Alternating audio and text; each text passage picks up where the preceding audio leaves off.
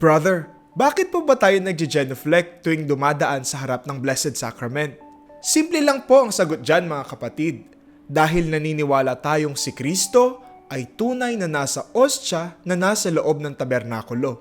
Ayon sa turo ng simbahan, the Eucharistic presence of Christ begins at the moment of the consecration and endures as long as the Eucharistic species subsist. Tuwing nag-a-attend tayo ng misa, ang consecration ay ang parte ng misa na kung saan dinadasalan ng pari ang alak at tinapay sa altar at itinataas ito habang binabanggit ang mga salita ni Kristo sa Last Supper. Ito ang aking katawan at ito ang aking dugo.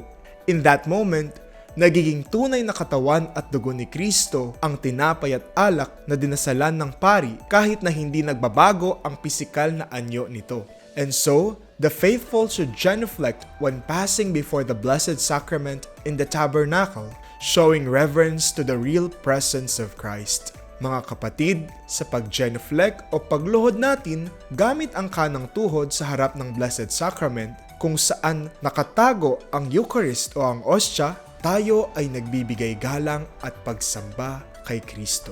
Brother JP OP po, and this is Shortcut.